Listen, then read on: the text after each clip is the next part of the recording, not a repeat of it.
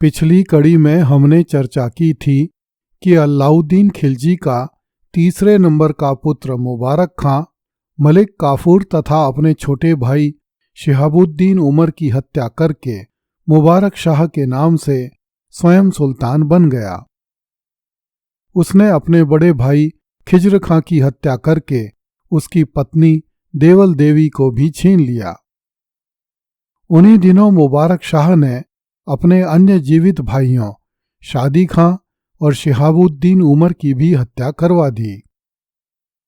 जिन चचेरे भाइयों ने मुबारक शाह के विरुद्ध विद्रोह करने का प्रयास किया था, उस परिवार में भी किसी स्त्री पुरुष को जीवित नहीं छोड़ा गया। मुबारक खां अधिक दिन तक दिल्ली के तख्त पर बैठा नहीं रह सका। उसके पतन का कारण उसकी क्रूरता तथा विलासिता की प्रवृत्ति तो थी ही, साथ ही गुजरात का रहने वाला खुसरो खां नामक एक अमीर भी उसके पतन के लिए जिम्मेदार था। खुसरो खां गुजरात का रहने वाला हिंदू था। उसका वास्तविक हिंदू नाम अब ज्ञात नहीं है। उसे किसी समय इस्लाम स्वीकार करने को बाध्य किया गया था, इसलिए वह खिलजियों से बदला लेने की ताक में था। संयोगवश खुसरो खां मुबारक खां के संपर्क में आया और उसका विश्वस्त सहायक बन गया। जब मुबारक खां दिल्ली का सुल्तान बना तो खुसरो खां के भाग्य का भी उत्कर्ष हो गया और वह दिल्ली दरबार का प्रमुख अमीर बन गया। उसे बिना कोई आज्ञा प्राप्त किए सुल्तान के निजी कक्ष में प्रवेश करने की छूट थी। मुबारक खां ने खुसरो को तेलंगाना के राय का विद्रोह दबाने के लिए भेजा। खुसरो को इस कार्य में पूर्ण सफलता प्राप्त हुई। वह दक्षिण में अपना स्वतंत्र राज्य स्थापित करना चाहता था, परंतु मुबारक खां ने उसे दिल्ली बुलवा लिया। अब खुसरो ने दिल्ली में अपनी महत्वाकांक्षाओं को विस्तार देना आरंभ किया। खुसरो खां ने सुल्तान मुबारक खां को नष्ट करने और दिल्ली सल्तनत पर कब्जा करने के लिए सुल्तान मुबारक खां को अपने विश्वास में लेना तथा दुर्गुणों में फंसाना आरंभ किया। स्त्री एवं शराब के व्यसनों में फंस जाने पर मुबारक खां की क्रूरता और विलासिता बढ़ती चली गई। वह दिन रात शराब के नशे में डूबा रहता और विलासिता में चूर होकर औरतों के कपड़े पहनकर दरबार में आने लगा। सुल्तान ने भांडों तथा वेश्याओं को आज्ञा दी कि वे दरबार के पुराने तथा अनुभवी अमीरों का अभद्र संकेतों तथा अशिष्ट भाषा से अभिवादन करें। जियाउद्दीन बर्नी ने लिखा है कि कभी कभी सुल्तान नंगा होकर अपने दरबारियों के बीच दौड़ा करता था। उसने खलीफा की उपाधि भी धारण कर ली। जब सुल्तान मुबारक शाह के श्वशुर जफर खां और एक अन्य निकट संबंधी शहीम ने सुल्तान की हरकतों का विरोध किया तो मुबारक शाह ने उन दोनों को भी मरवा दिया। कुछ समय बाद देवगिरी के मुस्लिम सूबेदार मलिक यकलाखी ने बगावत का झंडा बुलंद किया, किंतु दक्षिण में नियुक्त एक अन्य मुस्लिम अधिकारी ने मलिक यकलाखी को पकड़कर दिल्ली भेज दिया। सुल्तान ने मलिक यकलाखी के नाक कान कटवाकर उसे समाना का गवर्नर बनाकर भेज दिया। खुसरो खां ने सुल्तान से आज्ञा प्राप्त करके 40,000 अश्वारोहियों की एक विशेष सेना तैयार की, जिसमें उसने अपनी जाति के परवारी अथवा बरवार लोगों को भर्ती किया। इनमें बहुत से लोग खुसरो खां के संबंधी थे। वह सेना खुसरो खां की निजी सेना के रूप में कार्य करती थी। खुसरो खां ने इसी सेना के बल पर सुल्तान मुबारक खां खिलजी को मारने तथा दिल्ली का तख्त प्राप्त करने की योजना बनाई। सुल्तान के आदेश से खुसरो खां सुल्तान के महल में बने एक कक्ष में रहता था।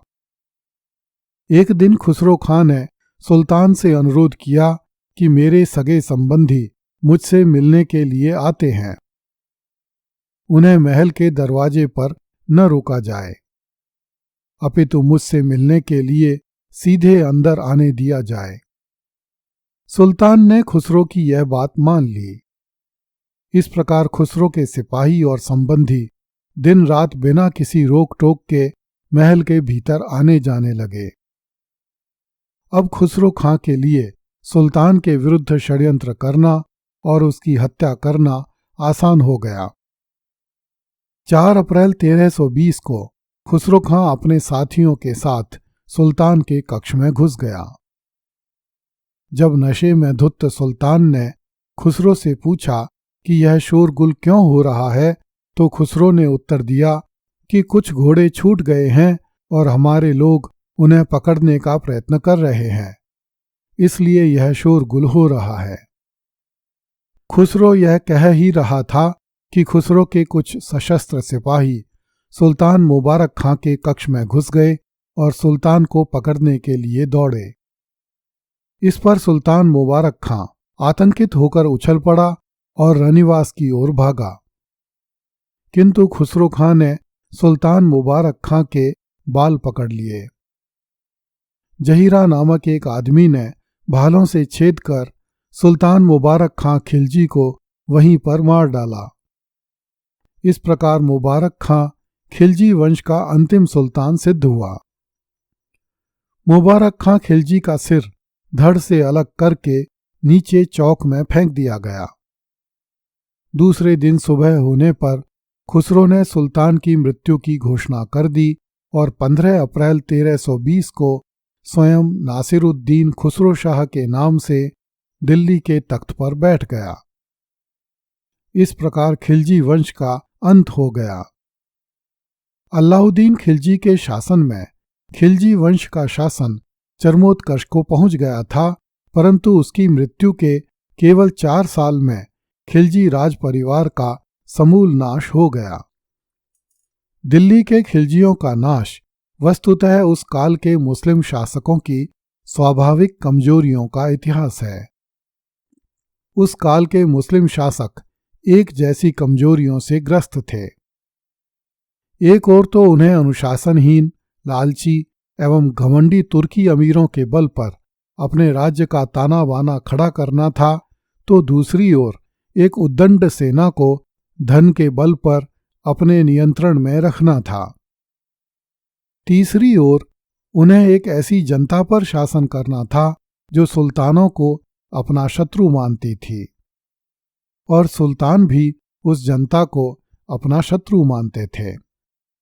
चौथी ओर उनकी सल्तनत चारों ओर से हिंदू सरदारों से घिरी हुई थी, जो हर समय दिल्ली सल्तनत को नष्ट कर देने की फिराक में रहते थे। इन सब कारणों से प्रत्येक सुल्तान को दिल्ली सल्तनत मुट्ठी में बंद रेत की तरह लगती थी, जो हर क्षण हाथों से फिसलती हुई प्रतीत होती थी। खिलजी राजवंश अपने स्वामियों की छलपूर्वक हत्या करके तख्त हथियाने में सफल हुआ था। इन छल और हत्याओं ने खिलजी राजवंश का तब तक पीछा नहीं छोड़ा जब तक कि इस परिवार के अंतिम शहजादे की हत्या नहीं कर दी गई। नैतिकता तो जैसे इस राज परिवार को छू भी नहीं गई थी। ऐसे राज परिवार के साथ किसी की भी सहानुभूति नहीं थी। इस कारण खिलजी जिस तेजी से उभरे थे, उसी तेजी से इतिहास के नेपथ्य में चले गए। अगली कड़ी में देखिए, इस्लाम के नाम पर तुर्की अमीरों ने भारतीय अमीरों को नष्ट कर दिया। कृपया इस चैनल को लाइक, सब्सक्राइब एवं शेयर करें। धन्यवाद।